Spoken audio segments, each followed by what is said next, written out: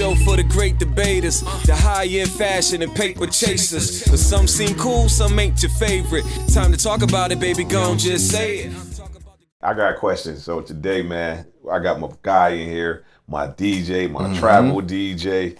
He's been rocking with me for over 20, man, probably like 25 years. Man. Big work. What's up? The Rachet King. The Klub, Killa, my man DJ Spin. What's up, baby? What up, D? How you, man? I can't complain, man. I can't complain. I wanted to get you on the podcast because we always been working. We've been traveling, but we never really got a chance to really sit down and chop it up, man. I appreciate it, man. And two, man, I think people see you as a DJ, but they don't know where you came from, as far as your upbringing and all that stuff. And then I don't even know if they really know your true personality. So we want to make these things shine today. And let's do it. So I'm gonna get right to it. Like, okay, we've been knowing each other for 20 years, and I still don't even know how we met. I know you probably DJ'd at the event or something, right? But where did you grow up at? What part of town? And obviously, we both from Buffalo, New York. So tell me about your childhood a little bit. Well, I grew up on the east side of Buffalo, Genesee, Mosaic area. GYC, officially known as on Bissell Avenue all my life, you know what I mean?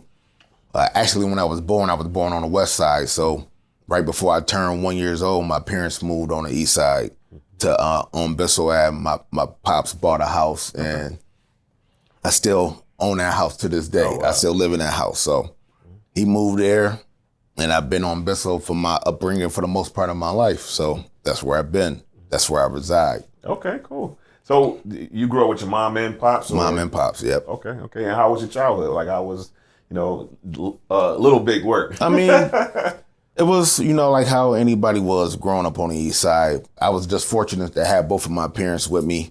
My mom was a homemaker. My father, he worked in a steel mill in my younger years. Then he transitioned and worked into the healthcare field where he worked with children with disabilities. So he did that until he retired, but he became a minister in that time. So I'm a preacher's kid. I'm a preacher's kid. That says a lot right there. It says a lot. The Rachet King is the preacher's kid, man. That's crazy. What high school you went to, man? I don't ever hear you shouting out your high school. Oh, I went to South Park High School. You know, shout out to In my tenure, we took 3 championships. Oh yeah, so, I was during that time. Did you play football? I did. Yeah. So I was that time. We was winning the championship, but they ain't want to send us to the sectionals. Yeah. When there was that big debacle about the public school going to playing against the sectional versus the Southtown kids and stuff like that. So that stirred up a lot of controversy. And that year in '95, I believe, is when we went to the sectionals. Yeah, okay. Let's talk about the music, though. When did this music thing start for you? Late 80s. So this time I started going to visit my grandmother. She stayed on the west side in the Lakeview Projects. My brother was enlisted in the Army. He had just went to the Army. So during that time, I was on a weekend, I would always go to my grandmother's house, stay the weekend, catch the bus. I used to catch the 22 Porter Best. You still remember the route? It took me right there. I walked down to Bissell to Walden, caught the bus. It was a straight shot, and it ended in the project. So that's the reason my mom would let me catch the bus by myself, because I didn't have to get off, and I would go right directly to the project. So my older brother was staying with my grandmother. So he developed friendship with neighbors down the street who happened to have little brothers. So it was like a bond. My brother was friends with my friend's older brother and stuff like that. So super confusing. Yeah, super confusing. Yeah, I mean, the older brothers hung out and the younger brothers hung out. Okay. That if that makes sense. So at that time, I was always playing with the younger brother. The older brother was a DJ. Shout out my man DJ Charlie P. Me and his brother Kenya Les, we used to hang out. So we always used to hear this music playing, and he was in the room. He had the turntables, the techniques. So I immediately became fascinated. Like, yo, what's your brother in there doing? He's like, oh man, he a DJ. He be going DJing all the parties and stuff. I was like, yeah, they in there going crazy. Cutting was real. Yeah, it was real heavy back then. Like, so he was cutting on. I was like, man, I'm intrigued. Like, what's going on? Let me get in there. But I was the younger brother. Nah, man, get out of here. You know what I mean? So how old are you at this time? At this time, I was probably 10 or 11 years old. So when did you first touch the turntables? He officially, when I really started bugging him enough, like every week when I would come over, it wasn't so much me playing with his brother no more. It was like, yo, what's up? When you go show me? Like every week. Big dog. I'm really, let me in. So he was like, all right, man, come on. Then he brought me in. So now it's like, that's my intentions. Every weekend when I'm going to my grandmother's house, I'm going to learn how to DJ or I'm going to play music and stuff. So it was like, he really seen I really took an interest in it. So he took that and started like really teaching me how to DJ. So shout out to my man, DJ Charlie P. He was my first mentor when it came to DJing. Yo, dope. So when did you get your first gig? I got my first set of equipment Christmas. It was 1993. It was a mail order package back from Beach Street in New York City. So, we really didn't have no outlets or department stores that was selling DJ equipment because it wasn't really a big thing at that time. I mean, it was big in like New York City, but in this region here, it wasn't really like that. So you had to order your equipment from New York City or California or somewhere like that. So I remember used to get the Source magazine, and in the Source magazine, Beach Street, the record store had an ad, and it always had the packages, the DJ package. The starter package was $2.99, 2 belt-driven garbage turntables, package A. All right, you got to make sure you got A, B, and C. So you always been a student of the game, man. Yeah, at that time, once I, that was my only love. I fell in love. Besides playing football, then it transfer over into DJing. When was the first gig? My very first gig was... how much did you get paid? The first gig was our high school basketball game. They were like, they already had a DJ, but he was an upperclassman at the time who stayed out there. His name was DJ Rob C. And I didn't even have a DJ name. Then they was like, yo, get my boy to fill in. He was sick. I kind of remember he was out of school for a while, so they needed a replacement. They was like, yo, get Rob. He DJ. And they put me on. They were like, yeah, okay. What year you in school? This was, I was in school from 92 to 96. So this was 93. Okay. This so was like 93. Sophomore then? Yeah, sophomore. I want to say we was playing Burgard. The gym was packed. Hold on, is this Richie Campbell Burgard? Maybe in the 90s. Yeah. I wasn't too big on the players. He might have been then. 91. He might have been 91, I think. Okay, right. So this time when we was playing, I think like... Jeremiah might have been there, I think. Who was playing? Pooh, Greg, the twins. Remember the twins, the big twins, Brandon and Willie Williams? This when they was playing basketball, all right? They was also the football stars at the time. So the first couple songs during warm-ups, everything was good. Now... I feel like it's crazy because this is the transition of vinyl records, tapes, and the introduction of CDs. We ain't got that many CDs. We got tapes, and I got a couple of vinyls because I just started. I made my parents gave me like $50 to go buy records. Records was expensive at the time. You was getting one song $7.99. That's it. So I got 5-6 records at the time. Now we taking all the tapes. So I'm trying to play a song that's on vinyl, play a song that's on tape, and play a song that's on CD. Oh my God, what I tell you, things was so crazy and so dysfunctional. They was like, yeah, you did all right. But, we're going to let you practice a little more. So by that time, I end up doing a school dance, maybe months. I think it was the dance right before Christmas break.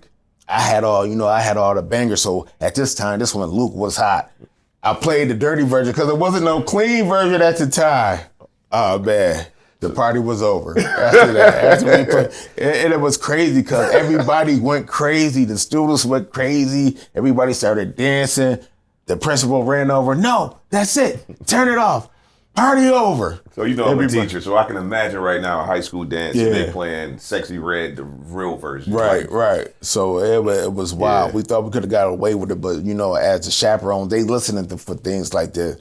So it was like, we gave you the opportunity, you blew it. Did you get in trouble? DJ? Yeah, I got in trouble. I mean, I got detention. Because they were like, we strictly told you clean music, only no profanity, and here you go play this. So it was like, everybody was like, I was the man after that. It was like, yo, you played, I can't believe that joint. That joint was lit.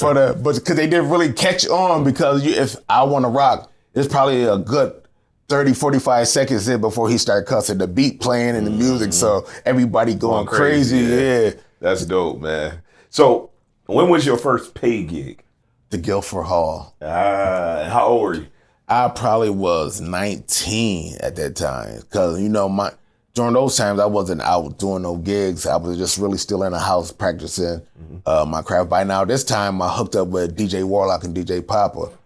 Because young, you know, we was in high school, but when I first got out of high school, we was going into Birchfields, which is now the Oak Room, you know what I mean? We had the fake IDs and all that. So I'm Shout out to the owners of the Oak Room. Yeah, shout out to the owners of the Oak Room. But this way before the time, you know what I mean? Our timelines sync up. Yeah, they coming in. Yeah, so I was introduced to DJ Coles through Bill Blast, who was another personality on BLK at the time, and Coles was young with me. They was like, so he was mentoring Bill Blast and Phil Owens and DJ, and I was mentoring DJ Papa, who was the club DJ at that time. So this is how we all met together. Radio personalities was DJing in the club, and Papa was sort of what you call the club opener, but he was the house DJ. So I was under his wing, Coles was under their wing, and this is how I met DJ Coles at the Metroplex. How is things different now than when you first started? When people came out to party, they really party. It was way before social media, way before phones. Like you had a phone, but your phone, you could do not much more with it, but just make a call. So now 25 years later, how do you keep your sets still going fresh? How do you keep the energy going still? It's nowadays, it's being, you know, in the know. It's doing your homework. It's like me, I put in hours of research, you know, checking. What does research look like? It's because that's different. Like Well, music. So research is checking what's trending nowadays. So social media make it easy for you to research and do this type of homework musically, checking the charts, seeing what's popular. They got charts all over. It's all about you doing the homework and research on the information of what you need to know and stuff. What's trending, what people listening to. I do a lot of research through Apple Music, YouTube. Like they give you the answers right there. Like it's like taking a test. They put the answers right there for you. All you got to do is just, you know, look it up. DJs used to be known for breaking records. Yeah. So now I don't know if you break records because of the internet per se, but how do you catch something that's in a different region and bring it here? You can't so much really work records how you did back in the days. Can you make people like a record though? You can. It's based on how much energy you put behind the record. It's this the biggest record out type situation. You hype the record up, tell people like, I'm putting my certified stamp on this record. Like this is something that y'all need to support, and records that's usually like 10 like that get that normal reaction or organic reaction is the ones that usually blow like that. So you got this Drake and Kendrick Lamar battle, or whatever is going on now, and Drake's suing. Right. What's your thoughts about that? Because he's basically saying they inflated the numbers of this song that was very hot. You lost the battle. Just bow out gracefully. Now you taking it. Now you want to bring in lawsuits and stuff like that. Talking about he inflated. Like you gotta have to have actual proof behind it. Do he have actual proof behind it? I don't know, but drawing out a lawsuit behind hip hop beef is crazy. Like, especially, if nothing physical happened, y'all kept it music. You lost verbally. So, just bow out like a man. It was cool. It was done and over with. But now, Nah, they keep rubbing it in each other. Right. So, pause. My bad. You know, if you mentioned that too. Hey, yo. So, how do you adapt your music to different styles and different audience? So, for example, you do weddings. Obviously, you do all my events. In my events, you can't do the same music you do at a wedding. Right. You just did a pajama party. I'm pretty sure that's a different type of music or a different type of vibe too. So, how do you adjust to the different? It's all about preparation. I pride myself on being prepared for everything. You know what I mean? That way I don't have to worry. And you also got to know how, as a DJ, to read the crowd. You know what I mean? A crowd may be feeling the song, but they might not be feeling it to where they want to get up and dance. You know what I mean? Even when you have a crowd dancing, you want to keep that crowd dancing. So it's all about reading the room with the music. Me, I usually tend to stick to playing songs that's hits that everybody knows. They got a relation with this, or they familiar with the song. Those is the song that 9 times out of 10 going to keep the party rocking like that. I mean, yes, there's some street records that's hot out there that people know because the DJs tend to play them often, but it's hard, trying to break new music or even knowing all the new music, because me being in my 40s, is like, it's hard. I will see that you forget the old music. Like, I feel like if you was doing a party in 96, there was 96 hits. You playing all that trending music for that year. But now it's 2024. You forgot about some of the hits. And technology makes it really so much harder now that it's an advancement in technology. We, in the early 80s and 90s as DJs, we would actually visually see the records. So we was pulling the records. We knew where the records was at. We knew where the song was at. Versus thousands of songs in a laptop, you have to kind of use your memory to if you don't have yourself prepared. So digitally now, it makes everything so much harder as a DJ because you got to be prepared for your sets and your parties. You got to make sure you have the 90s R&B categorized or put in crates. You got to make sure you have dance hall reggae because there may be somebody who want to dance to some reggae. You got to make sure you have your solid gold soul for the... I got a good one. Give me one song that you can play that's going to always pop. Before I let go, Maves. Okay. Always. That's Candy. Cameo, that's a good party starter. A line dance is always a good party starter. So you can play it at pretty much any any function, like any is that your age go-to? bracket. I would say a go-to to get the party started, I always seem to be successful using, is Waka Flocka No Hands.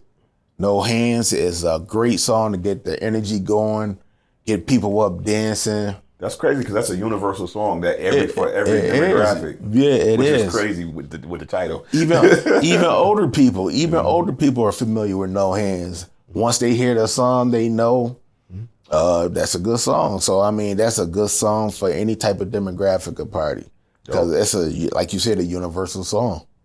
Big events. What's your process? Like, what's your setup? I know for me, like the night before, and I'm gonna say a big thing for me. I'm a teacher. I've been a teacher for 25 years. Mm-hmm. That first day of school, I always have a nightmare before the first day of school. Always. Right. Like the kids don't listen, like everything going wrong. Right.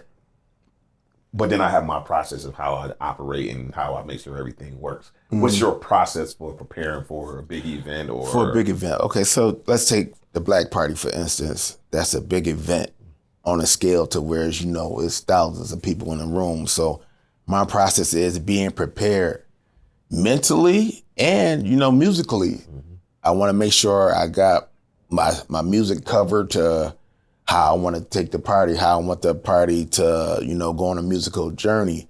And it's so tough nowadays because with the fact, say for the younger people, anybody 21 and up, they instantly want to turn up.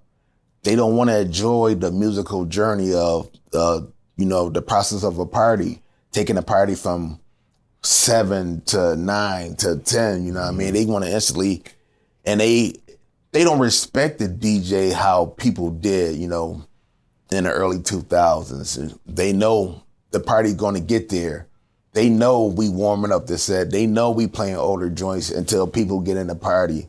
But the younger kids, they don't care if it's 5 people in the bar. Yo, can you play Sexy Red? They got the side. On the text message, Sexy Red. I'm like, it's 10:30. Like, so it can be discouraging at times, but either most DJs, we beat our own self up because we always want to deliver. You know what I mean? It's going to be sometimes where you have expectations and they not met. You know what I mean? Sometimes you got to know how to gracefully bow out. So I have done that. I have done that at times, whereas I feel like I'm not performing to. I was gonna ask you that question to see if you ever had a gig where you just like, I ain't got it. Yeah, I'm just not in it. The mental capacity, I'm not hitting the songs. What songs I'm feeling should deliver, they not delivering the impact that they should, and it's like you start fighting with yourself. And a lot of DJs have that. They have that mental struggle right on the spot during a party where it's like, I can't get in my niche. I can't find my zone. Mm-hmm. What's your biggest influences in DJ world? Because hold on, because you got stuff going on in Atlanta too. You know what I mean? And so you're part of a DJ coalition too. Right, so right. Speak about that, like the coalition you involved in, as well as who's influential DJs that you look up to. Right. So I'm affiliated with the Fleet DJs Coalition. They are one of the biggest DJ coalitions in the United States. I think maybe is the biggest. What does that mean? Like, what does it entail? So it's a network of DJs all over the U.S. region, representing in the 50 states. We have a national convention a couple times a year. We have our main national convention once a year, but we have other little region conventions throughout. So, people networking, people that's in the music industry come through A&Rs, music reps, and they talk, have roundtable discussions, things like that, helping other artists build, their music and building their image and branding as artists. Big organization. Yeah, big organization. They do a whole lot of different things, but it's not just only DJs. It's photographers, videographers. They got all different types of positions, which is like in the music entertainment, all under one umbrella. So who's the influences? Who's the DJs you look up to? My major influence came from mixtapes because I heard more than we visually seen because DJs wasn't on a big platform as of then. If you seen a DJ, it was with a major artist. Only DJs we seen was Jam Master Jay and Jazzy Jeff, during the time growing up in the 80s like that. But in the 90s, the mixtape game was heavy. So Ron G. I had the Ron G's, the DJ Clues, the Dirty Harrys, DJ Jules. I was a mixtape phenomenon. I had it all, you guys. I was getting them from Civ and Pete at Doris Records. That's how I got my relationship with Pete. That's how Pete became my big brother because I was always coming in there buying vinyl and buying the mix CDs and the mixtapes at the time. So he was like, yeah, man. And Pete was like one of the first people that hired me for one of his gigs. He was like, yeah, man, I like what you're doing. It's that guy, man. Pete that guy. So. Yeah, for a fact. So TC Pride. The mixtape culture was a big influence to me. But now mixtape's still alive, but now they streaming on platforms. They on YouTube and mixtape sites and stuff like that where you could download. I mean, it's still around, but it evolved in a whole different way. So we get into some funny stuff, man. Let's get into the craziness. What's the craziest request you ever received being a DJ or from the crowd? I have received a whole lot of crazy different things. The craziest song maybe I have requested was the YMCA song. Like, why? Because I don't know. It was like it was a party. The party was crazy. Like, nothing in the world will ever make you request a song, but I'm like, what, you trying to set me up? I'm not about to play that. They're like, oh no, it's a bunch of us that want to do the dance. Nah, I don't believe you. I don't believe you. I think somebody's setting me up for failure. Do you have any habits that you have to do before you DJ, before you perform? My habit, I gotta have my earphones. I won't DJ without my headphones because I was raised in that era. Nowadays, DJs, they just out here DJing willy-nilly with no earphones. and think that's a part of the culture when it's really not. Like, you really got to be a great DJ. Now, don't get me wrong, some people learn and adjust it to where they got things set up visually that they can see, that they don't need their headphones to hear the music. But me, I'm from the era where that was a must, and I still gotta have it. Yeah. What's the biggest secret about the nightlife and music industry that people don't know? I would say the biggest secret is you being able to showcase, showcase music, like putting people on to songs that never knew existed, like easily breaking songs and them becoming popular. I mean, it's just, the fact that people, I want to say it's not so much like newer days, but the older days of how people used to enjoy hearing new songs at that moment. And like, yo, that joint was dope. You don't really get that recognition nowadays. As people are like, who was that? I don't know that song type of, like, even though if the song hot, they may bob to it. Yeah, take them a while to, really get that feeling of enjoyment. But then after they go hear it 2 or 3 times or 4 or 5 times, when they come back, I'm like, yeah, remember I played that song 2 weeks ago or a month ago. You was like, what song was that? Now you requesting it. So we about to wrap it up in a little bit, man. I got a couple more questions for you. Okay. I want to kind of get in. Have you ever played a song to mess with the crowd or mess with somebody in the crowd? Oh yeah. I got in trouble a couple of times, for doing certain things. You know what I mean? I will like to. I'm a guy that's great with the setup. I can verbally set up a song, then play a song. I mean, it's been a time that I done played some wild stuff, but I, subliminally had a message behind it. You know what I mean? One time, I want to say the biggest one was in Niagara Falls. It was a college party. Yeah, I'm glad you cleared that up. It was a college party. It was early in the college days. Illmatic. We all had a big party. It was this one, Soulja Boy was popping around that time. It was the Booty Got Swag College, and there was at least 2,000 people out there, and some girls was on the stage dancing.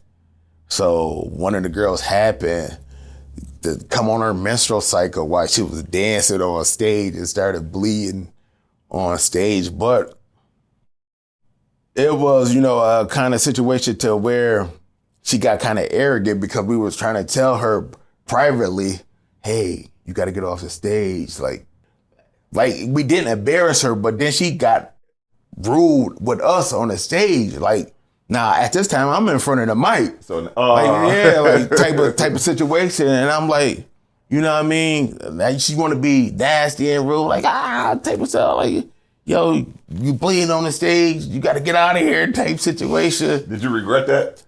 Nah, I didn't, because they were like, yo, she deserved it, man, because she was being rude and stuff like that. So it was like, over my years, I done seen a whole lot of crazy stuff. You've been in like shootouts and everything. Yeah, that's what I was about to say. I definitely been in shootouts. I was there for the city grill. I don't want to talk about that. But what I'm saying, I've been in instances like this. So yeah, let's move on, because I don't really want to open crazy things. I done seen, people having sex in the club, things like that.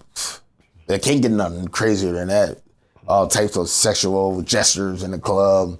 But that was more in the early days than nowadays. Yeah, too many cameras now to do all that crazy stuff. Yeah. I mean, people don't care. Yeah. They don't care. But yeah, I done been in all types of craziness in the city, man. Yeah. Is it a type of music that you play that you really don't like? Or a genre?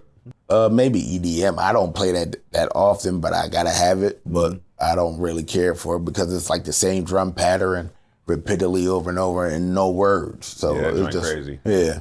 But I have seen people in raves go crazy off of just a switch of a pattern, but it's still no words, but different sounds. I had people, and the energy is crazy, but it's just like, it's not for me. All right, so good question right here. You ever been involved in the politics or DJ battles, rivalries, and Yeah, you know. I know you and one of the DJs one had of the something DJs. last year, man. Y'all going back and forth on social media. So Yeah, I mean, but you know, that was a person that I thought was a friend, but you know, they had an animosity built up somewhere where I never knew where it came from. It was his popularity started diminishing and mine started increasing. So that's where how I feel it's kind of stemmed. Like I started being more popular and getting more bookings than he was. And do you think it's that, or do you think? And cause I felt like we was all like families. So Yeah, do you feel like it just might have been a bad day or something? You know what I mean?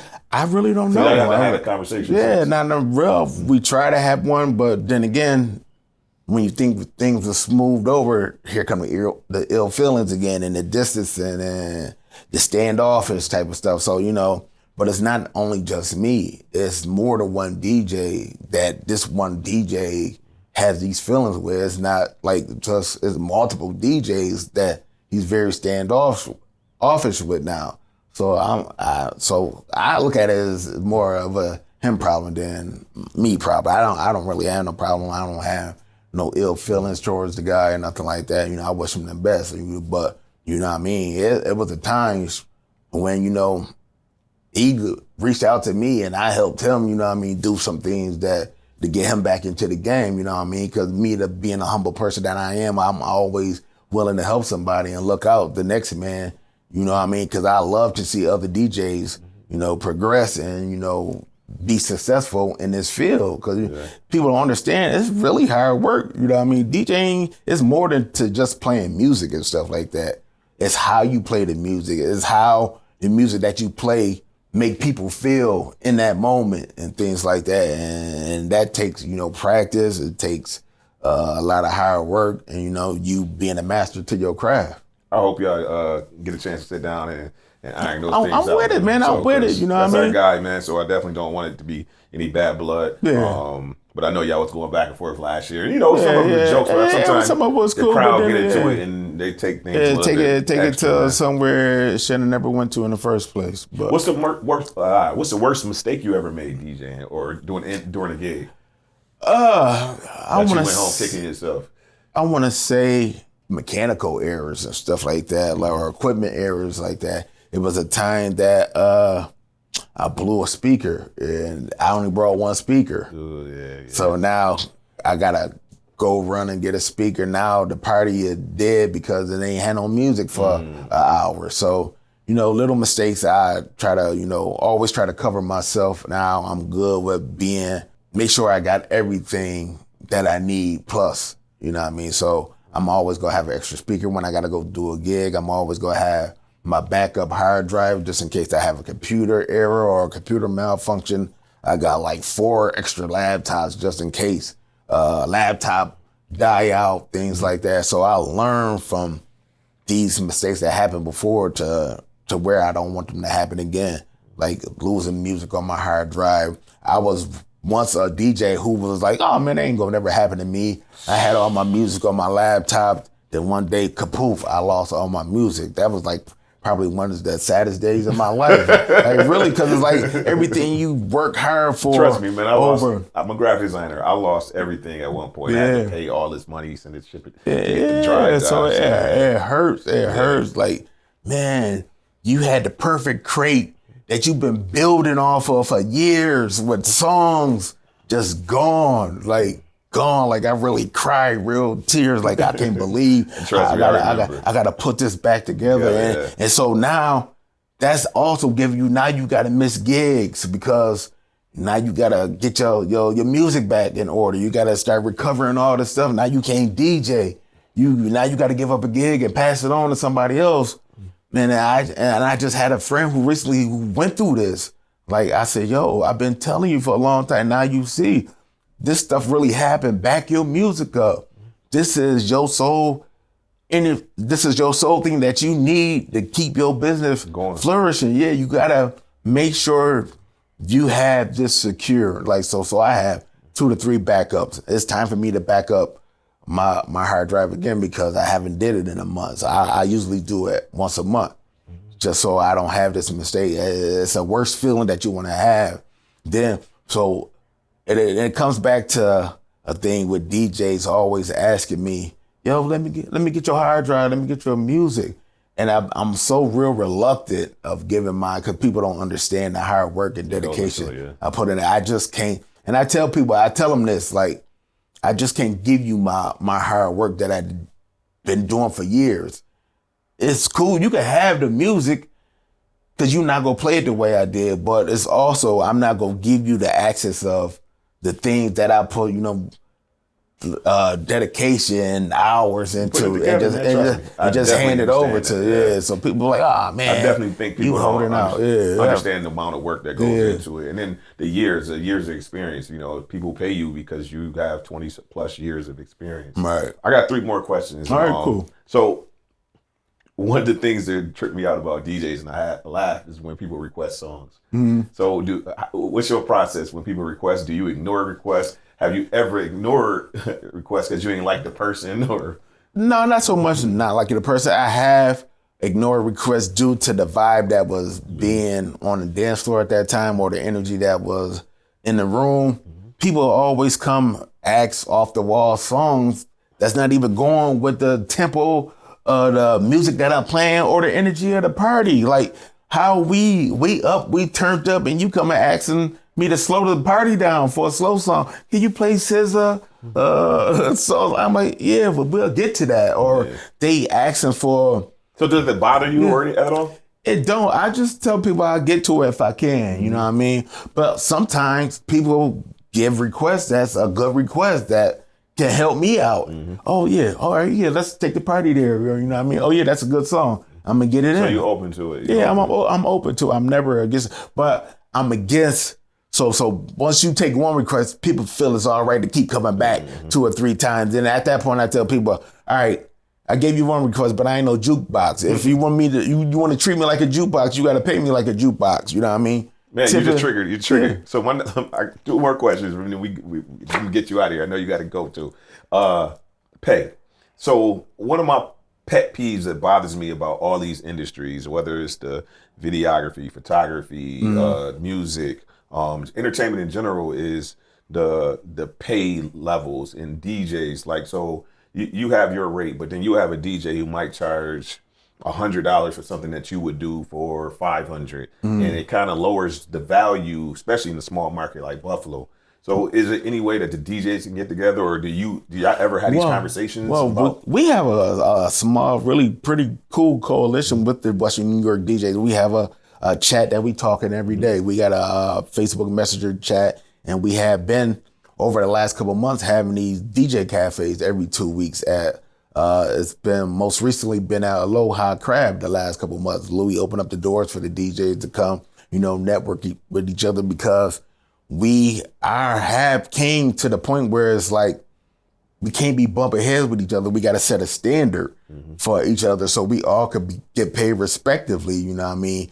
We can't be having an undercutting of DJs who just want to DJ so they could get out there, but you taking $50 an hour gigs and stuff. You know what I mean? Now you are jeopardizing the integrity of other DJs. You know. And I feel like it's a discrepancy between, I hate to say it, black and white DJs. White DJs probably get paid more than black DJs. Absolutely. So, like, how do we start to raise the values of that? Right. And it comes back to, realizing who you booking. People, promoters like you, for instance, you take pride in your DJs. You pay your DJs well, and that's why your parties always do relatively well with music, because the DJs is already paid.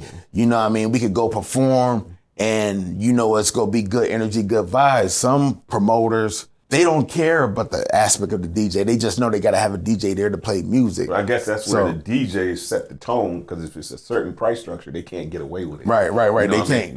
They can't. So that's also going to show what type of atmosphere you're going to have at that party based on a DJ. The DJ is the life of the party. The DJ set the tone for your party. But there's some good DJs that still under. So basically, what and it's probably more of a PSA. But DJs get together, set the pricing structure. Yeah, know your worth. Obviously, and two, you gotta know your worth, and two, you gotta know your talent. Yeah. Like, no, you can't charge with somebody who's been doing DJing for 20 years the same rate. So everybody, it has to be a skill. It got to be so a skill. Everybody can eat. Yeah. So I answered my own question. Right. So recently, right now, we told everybody the minimum should be at least $100 an hour. You know what I mean? Based on the going rate for DJs, because you got to understand, when we come do your party, we got $2,500 to $5,000 worth of equipment that we bringing out. I agree. That got to be paid for because your patrons drunk it in and knocked the DJ booth over. Mm-hmm. Now you done just damaged a $2,000 controller that we gotta, put that money back in to buy another or get repaired.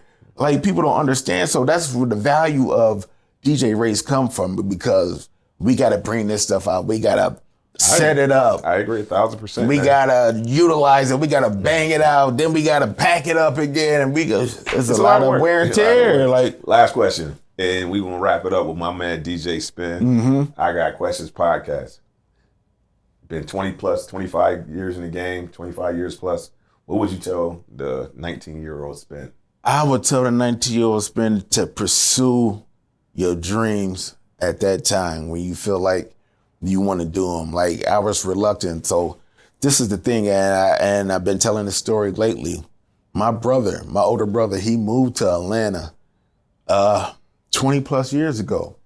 He was trying to get me to come move to Atlanta with him. But at this time, I was at the height of my career locally. I was DJing everything. No, I'm not coming down there. I'm a nobody down there.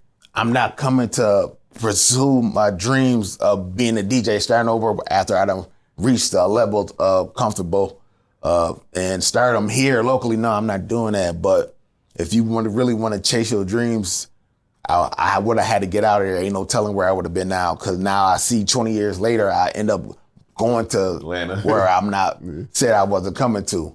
Now, if I would have took my hard work and dedication that I put in and went there 20 years, ain't no telling where I would have been at. Because now you see Atlanta is the birthplace and the mecca of music, and people careers just flourish just from the sound of music and how it developed in Atlanta. So if I was DJing there those 20 years, ain't no telling I could have been on a major stage with artists and touring with artists left and right.